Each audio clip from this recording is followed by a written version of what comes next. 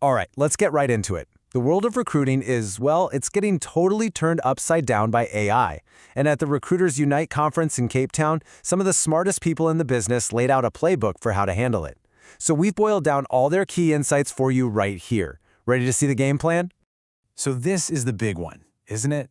The elephant in the room. If a machine can screen resumes, schedule calls, and even do the first interviews, what's left for us? It's a question that feels pretty huge, and it's exactly what they tackled head-on at the conference. You see, here's the real danger. As AI handles more and more of the grunt work, it becomes really easy for recruiters to just coast, to become passive managers of an automated process. And you know what? That passivity, that is the fastest way to get replaced. But there's another way to look at this. And boom, here it is. This was the single biggest idea from the whole event. The goal isn't to compete with AI. It's to use AI to make your human skills even more powerful. It's not about the tool, you see. It's about how you use it to make yourself better at what you do. This way of thinking is so big, it's literally changing job titles.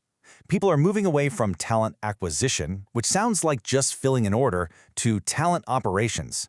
This is all about being a strategic partner, someone who makes the entire hiring process work better. Your clients don't want someone to just take an order anymore. They need an advisor they can trust. Okay, this slide is absolutely critical. You've got two options. On the left, humans in the loop means you're basically just a step in the assembly line. You're checking the machine's work. But on the right, humans above the loop, now you're the pilot. You're in charge. You hold the authority, and AI is just the tool that's serving your strategy. That's where you've got to be. And this fantastic quote from Hung Lee just nails it. You have to own that strategic seat. This isn't about letting some software make the big calls. It's about you stepping up, using your judgment, and leading the entire conversation. You're the expert in the room. So how do we actually do that? Well, it all starts by changing how you think about the tech. It's not about just having access to an AI tool anymore. It's about using it with real skill, with real intention, to amplify what you're already good at. And the #1 skill here is mastering the prompt. We've all heard it, right? Garbage in, garbage out. It is the fundamental law of AI. If you give it vague, lazy instructions, you're going to get vague, lazy results. You have to be specific. So start building your own personal library of killer prompts. The whole point is to let AI handle the boring, repetitive stuff, so you get your time back for the important human stuff that no machine can ever do. Let's just let that sink in for a second. Pretty soon, everyone is going to have access to these tools. That's not the advantage. The real edge, the thing that will make you stand out, is knowing how to use them better than anyone else. It's the new form of literacy. But here's the thing. Even the best AI in the world can't save you if your fundamentals are weak. So this brings us back to the basics that AI will never be able to replace: discipline, a strong mindset, and yeah, good old-fashioned assertiveness. This is just the hard truth, isn't it? You can feel busy all day, but your numbers tell the real story. What's your submission to interview ratio? How long does it take you to fill a role? If you don't know these numbers off the top of your head, that's your first homework assignment. The data shows you where you're really making an impact. And speaking of making an impact, check out this super simple way to manage your pipeline. Color-code it. Seriously. Green means go, right? These are your hot leads. Work them hard. Amber is a yellow light. Something's wrong. You need to figure it out. And red, that means stop. You either fix the problem now or you cut that candidate loose. A stale pipeline is just an anxiety-inducing spreadsheet. And after you've done all that work, you have to own it.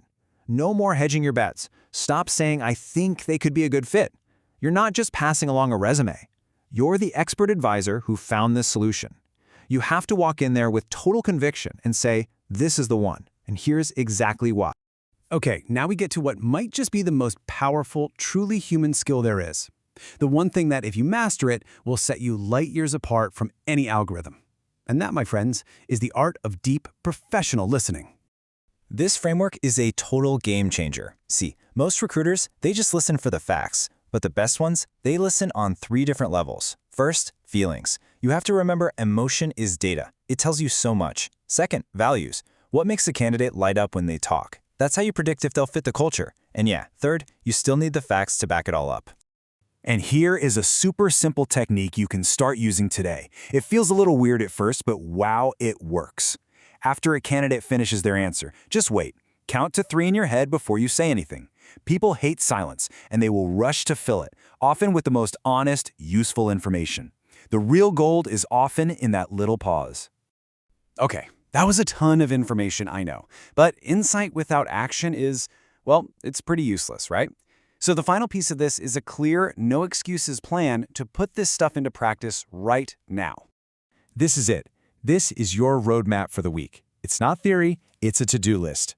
Monday, pull your stats. Tuesday, just ask one better question. Wednesday, build those 3 prompts. Thursday, try the silence trick. And Friday, get that pipeline organized.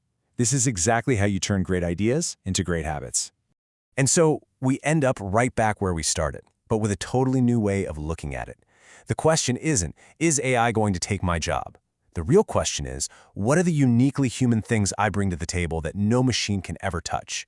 In a world full of smart machines, what is your human edge?